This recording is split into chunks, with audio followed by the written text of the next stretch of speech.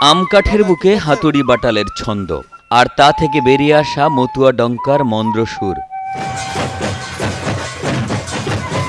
এই সুর যেমন হাজারো ভক্তের মনে আনে প্রশান্তি, আবার সেই সুরে চাপা পড়ে মতুয়া কারিগর সুনীলদের জীবন। বাগেরহাটের চিতলমারির দলিত সম্প্রদায়ের শিল্পী সুনীল বিশ্বাস আম কাঠের মতুয়া ডঙ্কা বানিয়েই চলে তার সংসার। এই ডঙ্কার মধুর ধ্বনি দেশ বিদেশে সমাদৃত। মাদারীপুরের কদমবাড়িতে কুম্ভমেলাকে কেন্দ্র করে সুনীলের মতো অনেকে আশায় বুক বেঁধেছেন। ঢোলটা খুবই উন্নত মানের।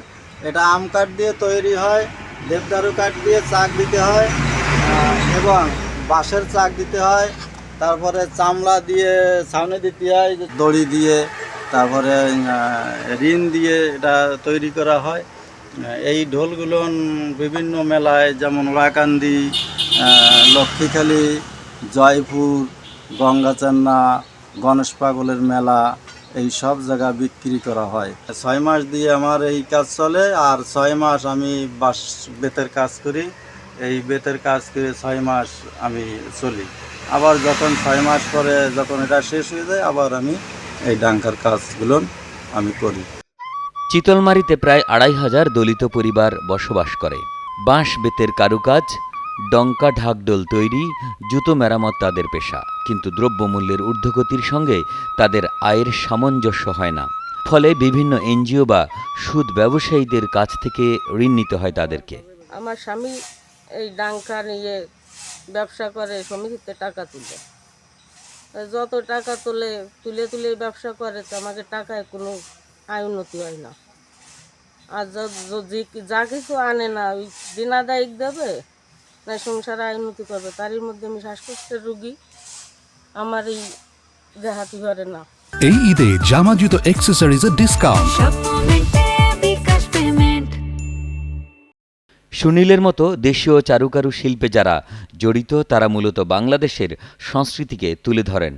এই শিল্পকে বাণিজ্যিকভাবে প্রসারিত করতে সরকার এবং বিত্তশালী ব্যবসায়ীকে এগিয়ে আসার আহ্বান জানান চিতলমারি দলিত সমিতির সভাপতি শ্যামল চন্দ্র দাস। বাঁশের কাজ করে আগের মতন বাঁশের কাজ চলে না, বাঁশের মাল চলে না। ক্ষুদ্র সাধারণ অল্প কিছু কিছু মাল চলে, যে মাল চলার পরে তাদের সংসার চলে না। বিকল্প অন্য কিছু মাল আসার পরেই আমাদের ব্যাটের মালের চাহিদা চলে গেছে। স্থানীয় প্রশাসনও এই শিল্পের সাংস্কৃতিক ও অর্থনৈতিক গুরুত্ব স্বীকার করে। চিতলমারি উপজেলা সমাজসেবা কর্মকর্তা জানান, ইতোমধ্যে ১৬১ জনকে প্রশিক্ষণ সহ নগদ অর্থ সহায়তা দেওয়া হয়েছে এবং আরও সহযোগিতা করা হবে। এরা বাঁশবে, তারপর ঢোল, তবলা বা দেশীয় যে সংস্কৃতির সাথে রিলেটেড যে যন্ত্রপাতিগুলো আর কি, তারপরে দেশীয় যে সংস্কৃতির সাথে আমাদের যে পুতুল, মাটির পাত্র, হাঁড়ি পাতিল, এগুলো তৈরির সাথে যেসব শ্রেণীর লোকজন এই সমাজে নিয়োজিত, তাদেরকে উন্নতভাবে এবং প্রশিক্ষণ দিয়ে আমরা আসলে চেষ্টা করেছি তাদেরকে আরও দক্ষ করে গড়ে তুলতে আর কি। তো আমরা প্রত্যাশা করছি যে আসলে এরপরে যদি সমাজসেবা অধিদপ্তর আরও বেশি এই বিষয়টায় মনোযোগ দেয়, তখন আমরা আরও বেশি লোকজনকে আর কি প্রশিক্ষণ দিতে পারবো। ডঙ্কার প্রতিটি তালে মিশে আছে একটি সম্প্রদায়ের টিকে থাকার লড়াই আর ভালো থাকার এক টুকরো স্বপ্ন। একটি মেলা, একটি শিল্পকর্ম বয়ে আনুক তাদের জীবনে স্বস্তি ও সমৃদ্ধি, এমন প্রত্যাশা সবার।